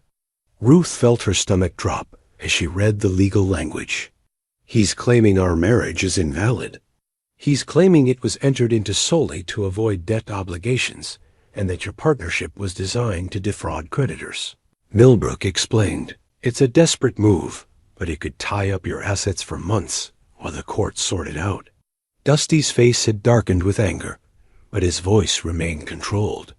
"What does this mean for the ranch operations?" "Technically, it means you can't sell cattle, take out loans, or make any major financial decisions until the court rules on the validity of your marriage," Millbrook said reluctantly. The implications were staggering. Their cattle were ready for market, and the profits from the sale were essential to making their next payment to the bank and their investor neighbors. Without the ability to conduct normal business, they could lose everything they had worked so hard to build. How long could this process take? Ruth asked, though she dreaded the answer. "Months, possibly longer if Hutchins drags it through appeals," Millbrook replied. "I'm sorry, Ruth. This isn't justice, it's harassment using the legal system as a weapon." After the sheriff left, Ruth and Dusty sat in stunned silence, grappling with the reality that their victory at the church had been only the beginning of their fight. Hutchins might have lost the support of the community, but he still had the resources and connections to wage legal warfare against them. It was Dusty who broke the silence, pulling a small object from his vest pocket. Ruth recognized it immediately as a pocket watch, the kind carried by men of previous generations, worn smooth by years of handling. "This was my father's," Dusty said quietly, holding the watch with obvious reverence. "The only thing of value. He left me when he died. I've carried it for 20 years, through good times and bad, keeping it as a reminder of where I came from." Ruth looked at the watch, understanding without being told that Dusty was sharing something deeply personal. "It's beautiful," she said softly. "My father was a good man who believed in doing right by people," Dusty continued. "He taught me that sometimes you have to risk everything you have to protect what matters most." He looked up at Ruth, his eyes reflecting both determination and vulnerability. "I think he'd understand what I'm about to propose. What are you thinking?" "I'm thinking we fight fire with fire," Dusty said, his voice growing stronger. "Hutchins is using his outside connections against us, but we have something he doesn't, the genuine support of people who know us and trust us." Ruth leaned forward, intrigued despite her anxiety. "Go on. What if we bypass the legal system entirely? What if we take our case directly to the railroad and offer them a deal they can't refuse?" Ruth stared at him, beginning to understand the audacious plan forming in his mind. "You're suggesting we sell to the railroad ourselves?" "I'm suggesting we negotiate with them as equal partners, not as desperate sellers.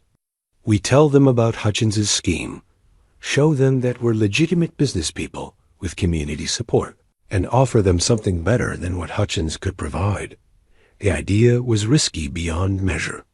If they guessed wrong about the railroad's reaction, or if Hutchins had more influence with the company than they realized, they could lose everything. But Ruth found herself energized by the possibility of taking control of their situation, rather than simply reacting to Hutchins's attacks. "What makes you think the railroad would listen to us instead of Hutchins?" Dusty smiled grimly. "Because railroad companies care about one thing above all else: profitable operations. Hutchins is offering them a middleman who takes a commission and might face criminal charges. We're offering them direct dealing with the actual property owners who have community support and a proven track record of successful ranch management. Ruth pulled out the original railroad correspondence they had discovered, studying the terms and conditions with new eyes. If we could negotiate a better deal, one that lets us keep part of the ranch while selling the railroad corridor, we could have the best of both worlds. Exactly. We keep our home and our cattle operation. They get their railroad access, and Hutchins gets nothing. The plan was ambitious and fraught with risk, but Ruth realized it offered something that simply defending against Hutchins's legal attacks could not. The possibility of victory rather than mere survival. When would we approach them? She asked. Tomorrow, Dusty said firmly. Before Hutchins realizes what we're planning, and before the legal injunction can complicate matters further. Ruth looked at her husband, still strange to think of him that way, and saw the same determined courage that had impressed her from their first meeting. This was a man who would risk everything to protect what they had built together, and she found herself matching his resolve with her own. All right, she said. But if we're going to do this, we're going to do it right. We need documentation, references, and a presentation that shows we're serious business people, not desperate farmers. They spent the evening preparing for what would either be the salvation of their ranch or the final gamble that would cost them everything. Ruth compiled their financial records, showing the ranch's profitability and their timely payments to creditors. Dusty drafted a proposal that outlined the benefits of direct negotiation and highlighted the community support they enjoyed. As midnight approached, they sat at their kitchen table surrounded by papers that represented their entire future. Pocket watch lay open beside Dusty's elbow, its steady ticking marking the passage of time toward what would be the most important day of their partnership. Are you ready for this? Ruth asked, echoing the question that had become their ritual before major decisions. Dusty closed the pocket watch and slipped it back into his vest. I'm ready, he said. Win or lose, we'll face it together. Ruth reached across the table and took his hand, feeling the calluses that marked their shared work and the strength that had anchored her through the most challenging months of her life. Tomorrow they would risk everything on a single desperate gamble, but tonight they were simply two people who had chosen each other and were prepared to fight for the life they had built together. The meeting with the railroad officials took place in the Grand Hotel in the county seat, an imposing brick building that reminded Ruth of just how small and rural her world had been until recent months. She and Dusty arrived precisely on time, dressed in their best clothes and carrying a leather portfolio containing their carefully prepared presentation. James Morrison, the railroad representative who had visited their ranch weeks earlier, greeted them in the hotel's lobby with surprise that gradually shifted to curiosity as he realized they had requested this meeting rather than simply responding to his company's overtures. Mr. and Mrs. Rowan, he said, the new title still sounding strange to Ruth's ears. I must admit, I wasn't expecting to hear from you again so soon. I understood you had declined our offer. Circumstances have changed, Dusty replied diplomatically. We'd like to discuss a modified arrangement that might better serve everyone's interests. Morrison led them to a private dining room where two other railroad officials waited, Charles Pemberton, the regional development director, and William Hayes, the company's chief surveyor. Ruth recognized Hayes from the group that had visited their ranch, but Pemberton was new, a sharp-eyed man in his 40s, whose expensive clothes and confident bearing marked him as someone accustomed to making important decisions. Ladies and gentlemen, Morrison began as they settled around the polished mahogany table. Mr. and Mrs. Rowan have requested this meeting to discuss alternative arrangements for railroad access through their property. Pemberton leaned back in his chair, studying Ruth and Dusty with undisguised interest. I understand there have been some complications regarding your property rights and business arrangements.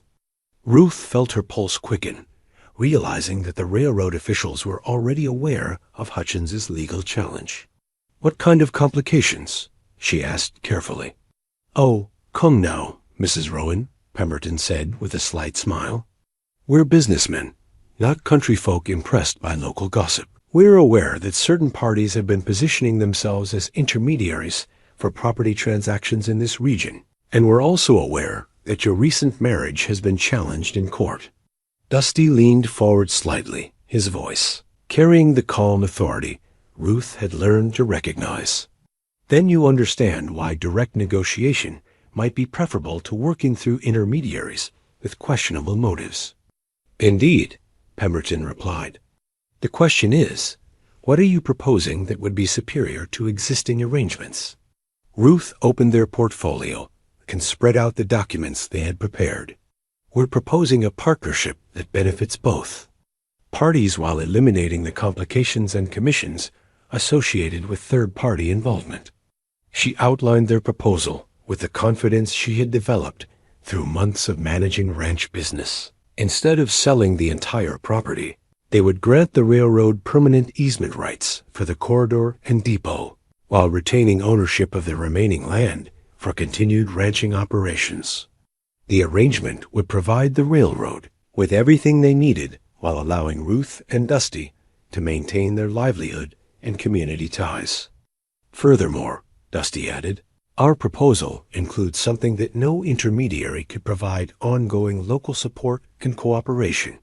We have strong relationships with neighboring ranchers who would welcome the economic opportunities that a railroad depot would bring." Hayes, the surveyor, studied the maps Ruth had provided. "The proposed corridor would actually be more efficient than our original plan," he admitted. "Retaining the ranching operation around the depot would provide immediate freight opportunities and local business." But Pemberton was more skeptical. "Your proposal has merit," he said carefully, "but it doesn't address the legal complications. If your marriage is ruled invalid and your business partnership is dissolved, we could find ourselves dealing with a very different situation." Ruth felt her heart sink, but Dusty was ready with a response that surprised her with its boldness. "Mr. Pemberton," he said, reaching into his vest pocket, "let me show you something that might put those concerns in perspective." He pulled out his father's pocket watch and placed it on the table between them. The simple gesture seemed incongruous in the elegant hotel dining room, but it commanded attention in ways that more dramatic actions might not have. "This watch belonged to my father, who taught me that a man's worth isn't measured by his legal documents, but by his character and his commitments," Dusty said quietly. "Ruth and I entered into partnership because we saw the potential to build something worthwhile together. We married because we discovered that partnership had grown into something deeper and more lasting." He opened the watch, revealing an inscription inside the cover: "To James Rowan, for 20 years of faithful service, 1855 to 1875. My father worked for the same employer for 20 years, Dusty continued, "not because he was legally bound to, but because he gave his word and kept it. Ruth and I are offering you the same thing, our word that will honor our commitments regardless of what legal challenges we might face." Pemberton studied the watch with obvious interest. "You're asking us to base a significant business decision on personal character rather than legal guarantees." "I'm asking you to recognize that the best business relationships are built on mutual trust and shared interests," Dusty replied. "You need reliable partners who will support your railroad operations for decades to come. We need a way to secure our future while maintaining our home and livelihood. Legal documents are important, but they can't create the foundation of trust that makes partnerships successful." Ruth watched the railroad officials exchange glances, recognizing the moment when their proposal would either be accepted or rejected. Everything they had worked for, their marriage, their ranch, their future hung in the balance of these men's decision. It was Morrison who broke the silence. "Mrs. Rowan, may I ask you a direct question?" "Of course." "If we were to accept your proposal, and if the legal challenges to your marriage were to succeed, what would happen to our agreement?" Ruth looked at Dusty, seeing her own determination reflected in his eyes. "Mr. Morrison, my partnership with my husband began before our marriage and will continue regardless of what any court might say about the validity of our union. We've built something together that's bigger than legal definitions or social conventions." She paused, choosing her words carefully.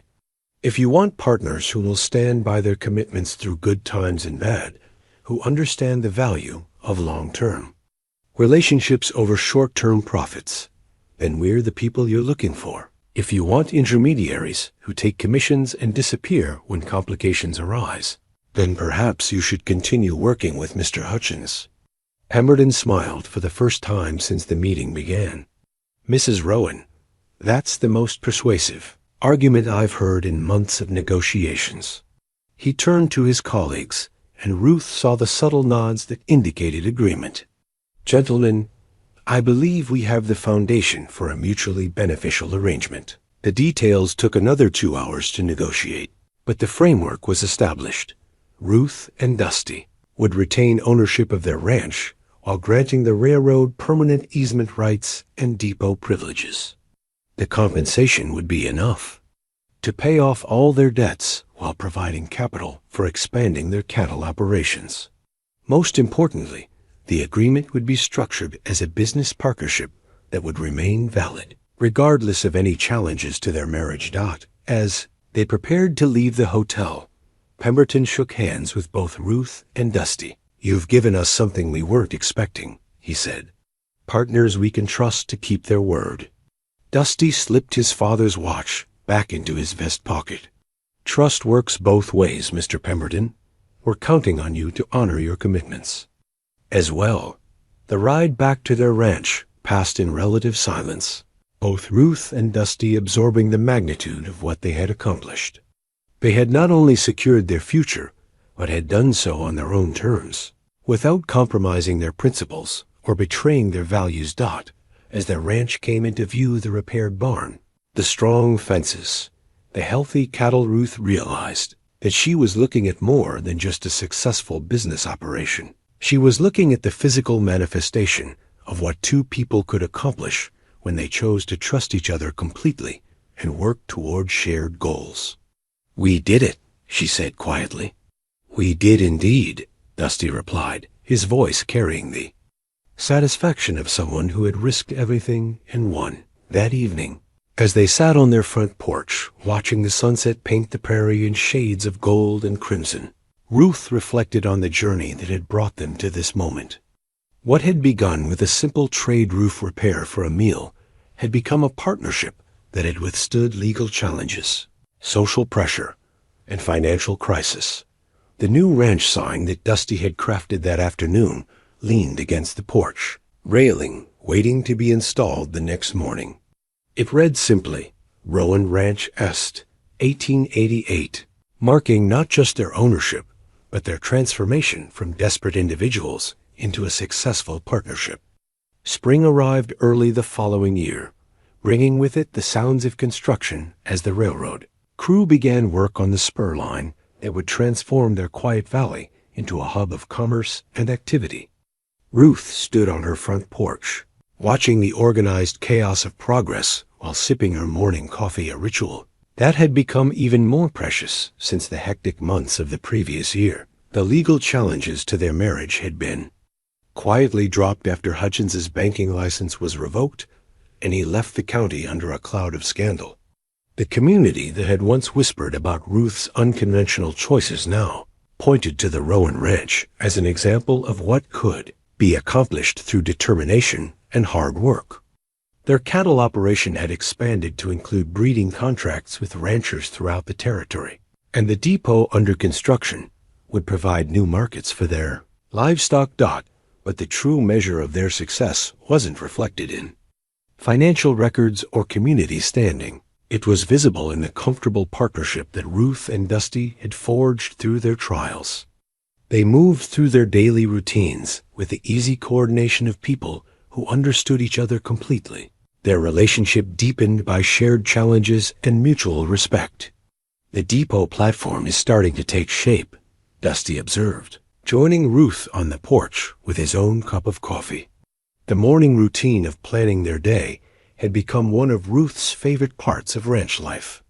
"Hard to believe this time last year we were worried about fixing a leaky roof," Ruth replied, watching a crew of workers position timber frames with practiced efficiency. Dusty chuckled, his hand unconsciously touching the pocket where he still carried his father's watch. "That leaky roof was the best thing that ever happened to me." Ruth looked at him with the affectionate exasperation that had become characteristic of their interactions. "You might change your mind when the depot brings dozens of strangers through our valley every week. Progress has its complications," Dusty agreed, "but it also has its opportunities. Dr. Fairchild is talking about opening a second medical practice here once the railroad is operational. John Henderson is planning to expand his farming operation to supply grain to the depot. Even Samuel Morrison is considering starting a freight business." The transformation of their community was indeed remarkable. What had been a quiet agricultural valley was becoming a center of commerce that would serve ranchers and farmers throughout the region. The railroad had brought more than just transportation. It had brought hope and opportunity to people who had struggled with isolation and limited markets. "There's something I've been meaning to discuss with you," Ruth said, settling into the chair beside Dusty's. "I received a letter yesterday from the Women's Suffrage Association in Lincoln. They've heard about our partnership and want me to speak at their annual convention." Dusty raised an eyebrow with interest. "What would you talk about?" "About what we've built here. About the importance of women having the legal right to enter into business partnerships and make their own financial decisions." Ruth paused, considering her words carefully. "About how unconventional arrangements can sometimes be the most practical solutions to difficult problems. And what did you tell them?" Ruth smiled, remembering her own surprise at the invitation. "I told them I'd consider it, but only if they understood that I'm not a political radical. I'm just a ranch wife who learned that sometimes you have to make your own opportunities." The conversation was interrupted by the arrival of a familiar wagon coming up their track. Ruth recognized Dr. Fairchild's distinctive carriage and waved. As the doctor approached the house, "Good morning, Elizabeth," Ruth called, using the informal address that had developed over the months of their friendship. "You're out early today." Dr. Fairchild dismounted with the brisk efficiency that characterized all her actions. "I wanted to catch you before you got busy with ranch work. I have news that I think you'll find interesting." She joined them on the porch, accepting Ruth's offer of coffee with obvious pleasure. "I've just returned from the county seat, where I attended the hearing on Ezra Hutchins's business practices." Ruth felt a familiar tightness in her chest at the mention of Hutchins's name, though the threat he had once represented had long since passed. "What was the outcome?" Dusty asked. "Complete vindication for everyone he tried to defraud," Dr. Fairchild replied with satisfaction. "The commission found evidence of systematic corruption involving at least a dozen property transactions. Hutchins has been ordered to make full restitution to his victims and is facing criminal charges." Ruth absorbed the news with mixed emotions. While she was glad that justice had been served, she found that she felt little satisfaction in Hutchins's downfall. Her energy was too focused on building her future to spend much time dwelling on past grievances. "More importantly," Dr. Fairchild continued, "the commission specifically cited your case as an example of how community support and individual determination can overcome institutional corruption. Your partnership has become a model for other women facing similar challenges." The revelation surprised Ruth more than she expected. "I never intended to become anyone's model for anything." "That's exactly what makes your example so powerful," Dr. Fairchild replied. "You didn't set out to challenge social conventions. You simply did what was necessary to save your home and build a future. But in doing so, you showed other women that they don't have to accept limitations imposed by others." As Dr. Fairchild prepared to leave, she paused at her carriage with a final observation. "You know, Ruth, when I first met you, you were a widow, trying to hold on to the past. Now you're a partner building toward the future. That transformation is worth celebrating. After the doctor left, Ruth and Dusty returned to their morning routine of planning the day's work. But Ruth found herself thinking about the changes that had occurred not just in her circumstances, but in her understanding of herself and her capabilities. "Do you ever wonder what would have happened if you hadn't stopped to help with that roof?" she asked Dusty as they prepared to begin their work. "Every day," Dusty replied honestly, "but I've learned that wondering about the past is less useful than planning for the future." Ruth nodded, understanding the wisdom in his perspective. The life they had built together hadn't been the one either of them had expected, but it had proven to be exactly what both of them needed. As the morning sun climbed higher, painting the prairie in shades of green and gold, Ruth and Dusty walked toward the barn where their day's work waited.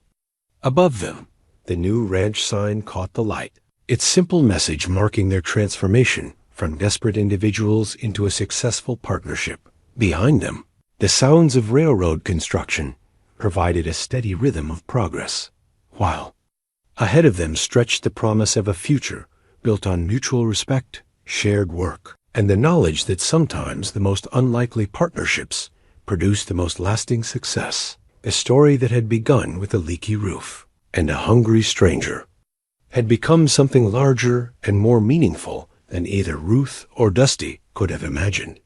They had not only saved a ranch, they had created a legacy that would inspire others to take unconventional risks in pursuit of conventional dreams. As they disappeared into the barn to begin another day of shared labor, the morning light reflected off the two matching wedding bands that symbolized not just their marriage, but their commitment to building something together that neither could have achieved alone. In the end, the homeless cowboy and the desperate widow had found in each other not just salvation, but the foundation for a love that grew stronger with each challenge they faced together. The leaky roof had been repaired long ago, but the partnership it had created would last for generations, proving that sometimes the most practical arrangements can become the most profound relationships, and that courage shared between two people can overcome obstacles that would defeat either one alone.